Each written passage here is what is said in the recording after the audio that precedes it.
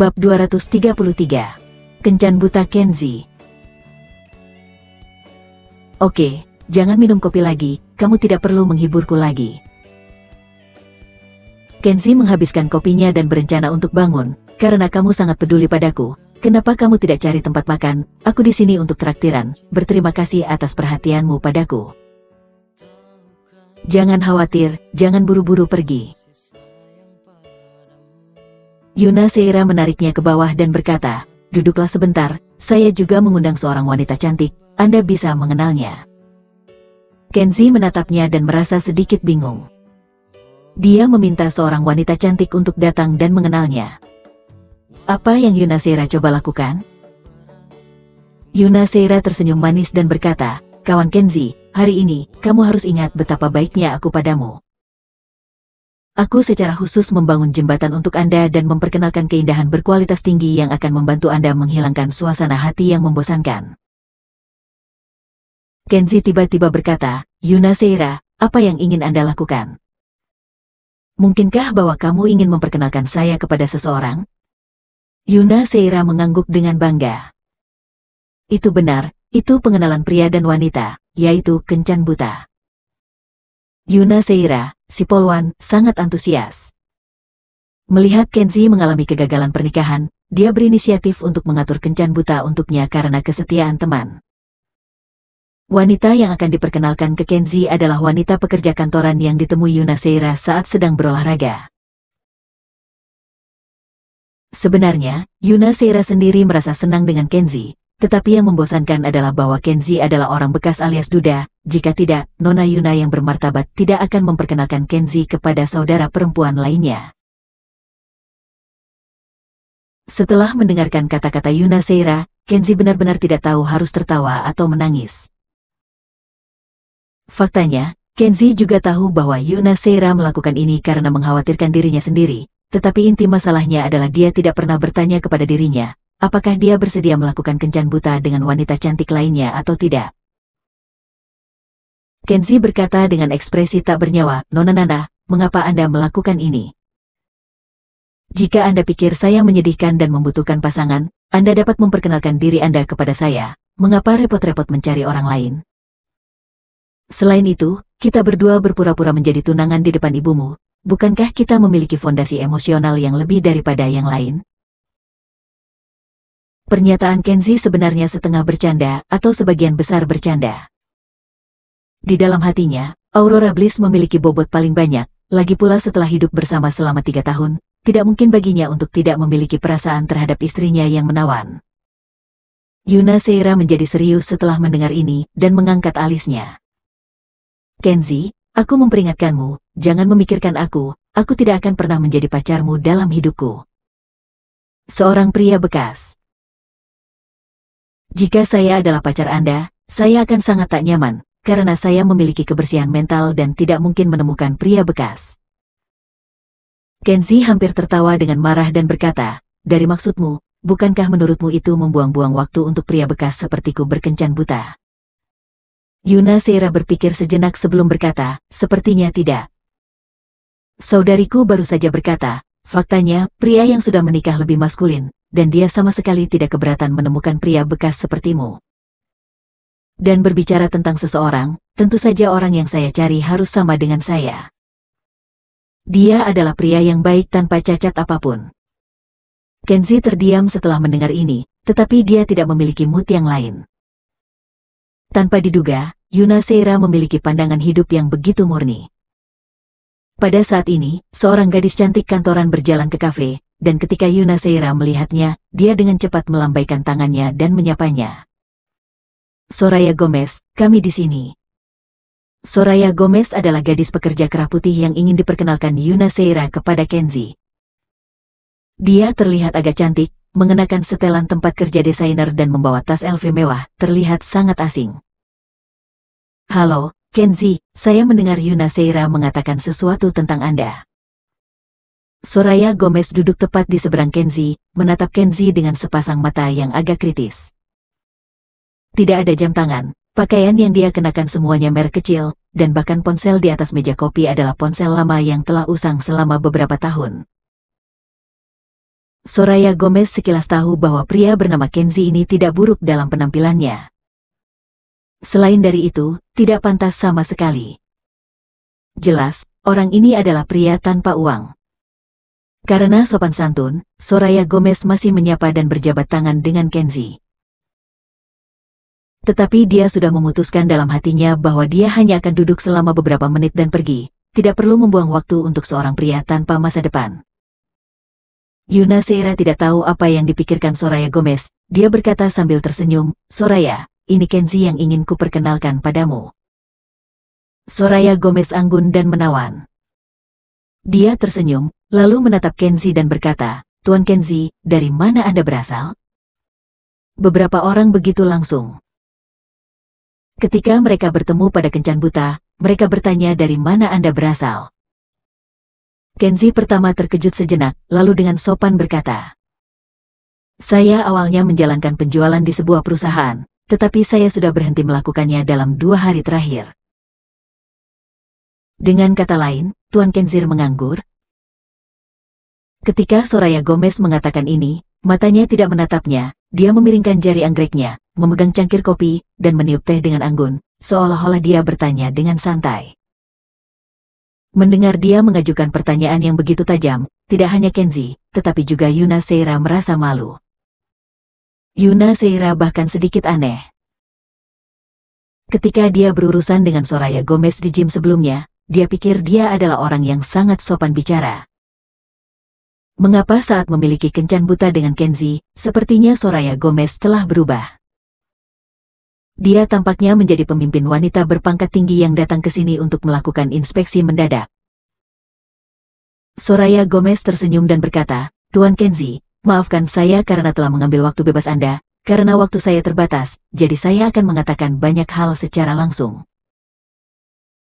Saya tidak keberatan Tuan Kenzi telah menikah untuk sementara waktu.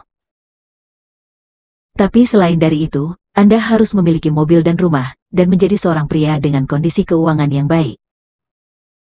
Tapi melihat Tuan Kenzi, dia tidak punya pekerjaan, sepertinya penghasilannya tidak sebaik milikku, jadi kurasa kita berdua tidak perlu membuang waktu."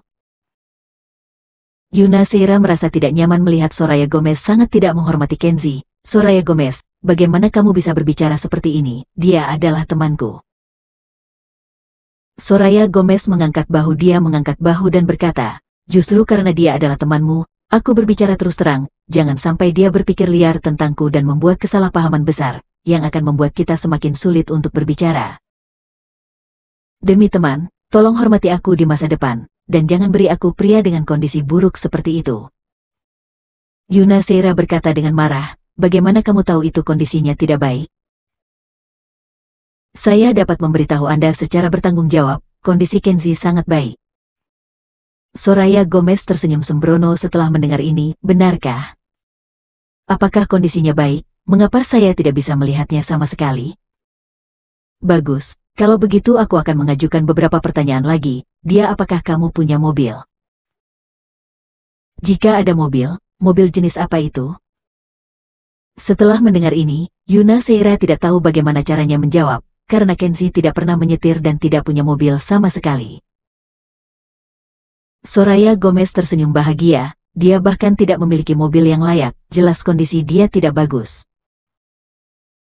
"Nana, kamu juga tahu bahwa aku memiliki penglihatan yang tinggi, pria yang biasanya mengejarku adalah yang terburuk mengendarai 500.000 Lexus. Dan hadiah yang mereka berikan kepada saya setidaknya 20.000 tas wanita." Dia dengan anggun mengangkat tas wanita di sampingnya, seolah-olah dia sengaja memamerkan tas mewahnya. Kemudian dia memandang Kenzi dengan ringan dan berkata, "Jika berbicara dengan pria seperti Tuan Kenzi, itu pasti akan menurunkan kualitas hidup saya. Jadi, mari kita perjelas. Kondisi Tuan Kenzi, saya tidak bisa menerimanya." Kenzi menatap wajahnya dan tahu bahwa dia adalah gadis pemuja uang standar. Kenzi tidak peduli apa yang dipikirkan gadis pemuja uang tentang dirinya, dan dia bahkan tidak memikirkan siapa yang ingin kencan buta dengannya. Dia juga tidak marah, dia langsung melambai dan memanggil, "Pelayan, datang dan bayar tagihan, kami akan pergi." Dia tidak ingin minum kopi dengan wanita seperti Soraya Gomez lagi, itu akan membuang-buang waktu. Tetapi ketika pelayan datang untuk check out, dia melihat Kenzie mengeluarkan kartu bank hitam. Soraya Gomez tidak bisa tidak melongo, ekspresinya membeku, dan matanya terkejut. Kartu hitam yang dikeluarkan Kenzie diberikan kepadanya oleh komisaris bank secara langsung dalam 2 hari terakhir, karena sekarang setoran di rekeningnya telah mencapai jumlah yang mencengangkan. Menurut peraturan bank, itu harus diberikan kepada pelanggan super seperti itu. Perlakuan kartu hitam yang paling terhormat. Melihat kartu hitam yang dikeluarkan Kenzie, Soraya Gomez merasa otaknya sedikit kekurangan oksigen. Pria bernama Kenzie ini tidak memiliki pekerjaan atau bahkan mobil. Dia jelas seorang akar rumput tetapi ada kartu bank hitam. Soraya Gomez bukanlah wanita yang belum pernah melihat dunia. Dia tahu betul apa artinya memiliki kartu bank hitam. Ambil bank dengan ukuran terkecil sebagai contoh. Hanya rata-rata setoran harian rekening nasabah ketika jumlahnya mencapai lebih dari 100 juta, bank akan memperlakukannya secara khusus dan memberi kartu hitam yang mewakili kehormatan tingkat tertinggi. Bagi bank-bank domestik atau asing yang terkenal untuk mengajukan kartu emas hitam semacam itu, beberapa bank menyebutnya kartu bank Centurion, dan persyaratan aset bersih yang sesuai akan jauh lebih tinggi. Ini berarti bahwa Kenzie di depannya setidaknya seorang miliarder super kaya. Soraya Gomez menatap kosong. Kenzie menggesek kartu untuk membayar tagihan, lalu mengambil kwitansi, dan mengambil kembali kartu hitamnya. Dia tidak bisa tidak berpikir, pria ini adalah naga dan kaisar impiannya yang sebenarnya, dan kesempatan sekarang benar-benar langka. Ayo pergi, sesuai dengan rencana awal, aku akan mentraktirmu dan mencari tempat makan. Kenzie tidak memperhatikan ekspresi Soraya Gomez, dan tidak ingin ada omong kosong dengan Soraya Gomez, jadi dia mendesak Yuna Seira untuk bangun dan pergi bersama. Namun, Soraya Gomez tiba-tiba tertawa terbahak-bahak, seolah-olah dia telah mengubah kepribadiannya. Dia memperlakukan Kenzie dengan antusias dan nada centil. Tuan Kenzie, saya berubah pikiran. Saya pikir citra Anda sangat bagus dan temperamen Anda juga sangat baik. Saya pikir kita harus lebih akrab satu sama lain. Mungkin kita bisa berpasangan dengan sukses dan menjadi pasangan yang bahagia. Soraya Gomez buru-buru mengambil tas wanitanya dan tersenyum menawan. Apakah kita akan makan malam bersama sekarang?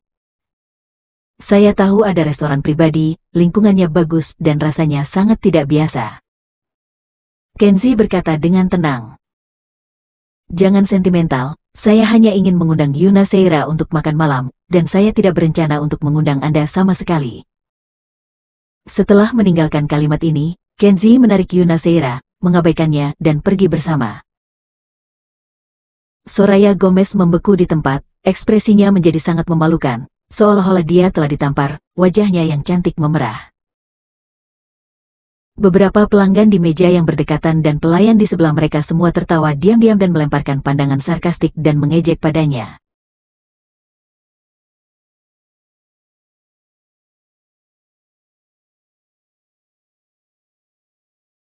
Bab 234. Aku ingin menempati vilamu. Kenzie Harimurti tidak bisa melepaskannya, dan pergi tanpa melihat ke belakang. Soraya Gomez tampaknya telah kehilangan ratusan juta, dan wajahnya membiru karena penyesalan. Sangat jarang bertemu dengan seorang pria dengan kondisi luar biasa seperti Kenzie Harimurti. Soraya Gomez tidak mau melewatkannya, dan buru-buru mengeluarkan ponselnya dan menelepon Yuna untuk melihat apakah keadaan bisa berbalik. Tetapi saat panggilan itu terhubung, dan Yuna hanya menjawab, Soraya Gomez, jangan telepon saya lagi. Saya memperkenalkan Anda kepada Kenzie Harimurti, Anda tidak menghargainya, wajah apa yang Anda miliki untuk meminta saya bersyafaat sekarang? Baru saja Kenzie Harimurti berkata, seorang wanita sepertimu ada di mana-mana, dan dia bahkan tidak peduli padamu. Setelah mengatakan ini, Yuna menutup telepon, dan Soraya Gomez bahkan lebih kesal, seperti menelan lalat, wajahnya sangat jelek. Meninggalkan Wakanda, Kenzie Harimurti dan Yuna menemukan restoran yang enak dan makan bersama. Tepat setelah meletakkan piring, ponsel Yuna berdering. Itu adalah panggilan dari tetangga apartemennya di lantai atas. Apa katamu, pipa airnya pecah? Setelah menerima panggilan itu, Yuna memasang ekspresi terkejut, seolah-olah seluruh tubuhnya sedang tidak baik-baik saja. Cepat, pulanglah bersamaku dan bantu aku.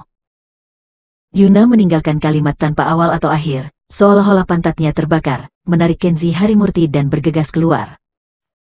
Kenzi Harimurti tidak tahu apa yang terjadi. Diperkirakan sesuatu terjadi pada keluarganya, jadi dia tidak mengajukan pertanyaan dan masuk ke mobil bersamanya. Kembali ke rumah sewa tempat Yuna tinggal, seorang pria pendek, basah dan cemas, berdiri di depan pintu menunggu Yuna pulang. Segera situasi menjadi jelas. Dalam beberapa hari terakhir, lantai atas rumah Yuna telah direnovasi, dan tidak tahu apa yang salah. Selama proses konstruksi, pekerja renovasi secara tidak sengaja memecahkan pipa air. Jadi para tetangga di lantai atas, dengan perasaan bersalah, memberitahu Yuna tepat waktu untuk pulang. Membuka pintu, beberapa orang itu masuk untuk melihatnya. Saat berikutnya, Yuna sangat cemas sehingga wajahnya menjadi gelap. Di rumah sewaan saat ini, genangan air besar telah menumpuk di dapur, kamar mandi, ruang tamu, dan kamar tidur. Yang paling serius adalah kamar tidur Yuna. Air telah membanjiri tumitnya, dan Anda bahkan dapat melihat beberapa sandal mengambang di atas air. Tetangga di lantai atas, pria pendek itu dengan malu-malu berkata, "Petugas Yuna, saya benar-benar minta maaf. Saya tidak menyangka kecelakaan seperti itu terjadi dalam renovasi. Yakinlah, saya akan membiarkan pekerja renovasi membersihkan rumahmu, tapi selama periode waktu ini, petugas Yuna mungkin harus tinggal di luar selama beberapa hari." Pria pendek ini juga tetangga yang bertanggung jawab. Mengetahui bahwa hal itu berdampak besar pada kehidupan Yuna, dia buru-buru mengeluarkan dompetnya. Dia mengambil uang untuk menebus kerugian ekonomi Yuna.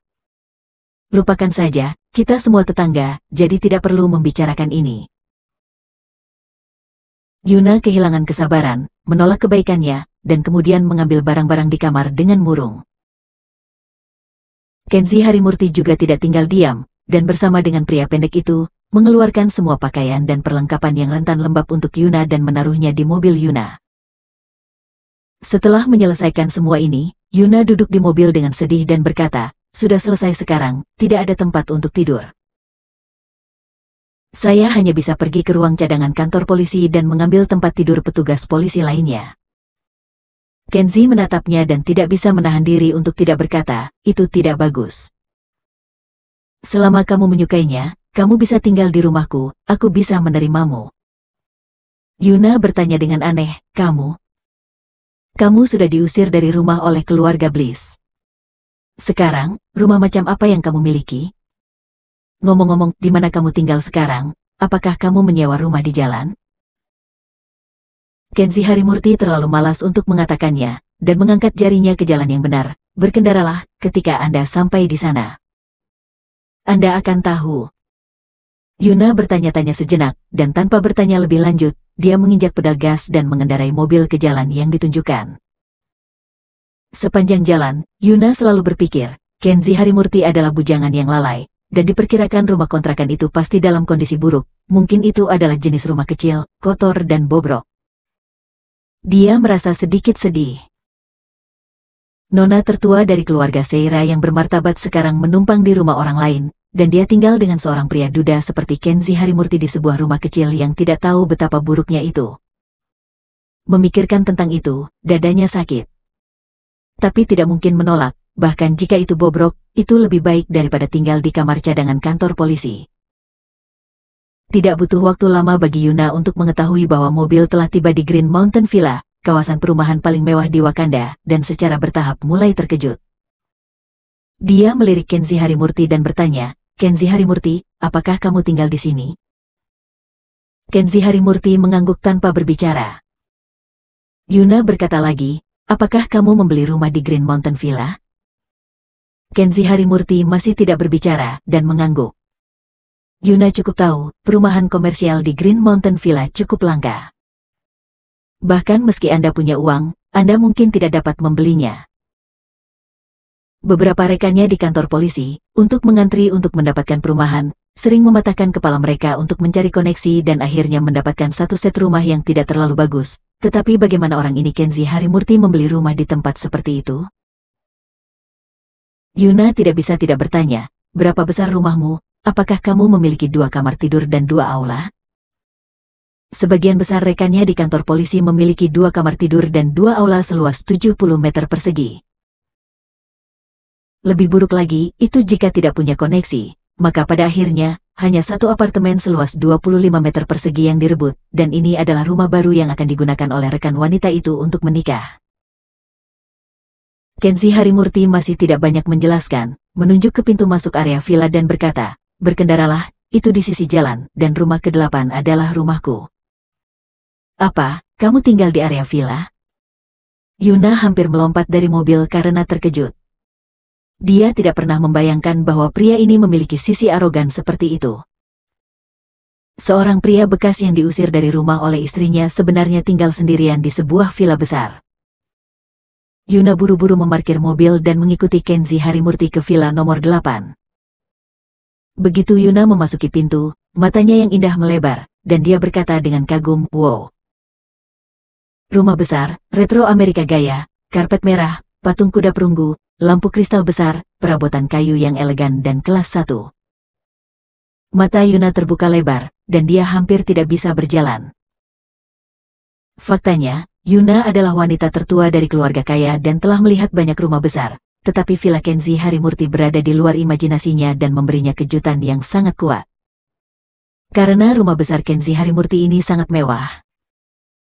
Kenzie Harimurti berjalan mendekat, menuangkan segelas air dan berkata, "Bagaimana denganmu, tinggal bersamaku, tidakkah kamu merasa keberatan? Ini lebih baik daripada ruang cadangan di kantor polisi, kan?" Yuna tidak mendengarkan apa yang dia katakan sama sekali, bergegas ke atas, dan kemudian mendorong pintu kamar tidur utama. Melihat tempat tidur besar dan semua yang ada di kamar tidur ekstra besar, dia tidak bisa menahan tawa dan sangat bersemangat. Akhirnya, dia memasuki kamar mandi besar, menyentuh bak mandi yang cerah dan putih, dan berteriak ke pintu sambil tersenyum, "Kenzie Harimurti, serahkan kartu kunci dengan cepat. Saya sudah memutuskan, milikmu adalah milikku, dan aku ingin menempati villa ini." Di dispenser air di lantai bawah, Kenzie Harimurti menyesapnya, dan semua air yang baru saja diminumnya menyembur keluar.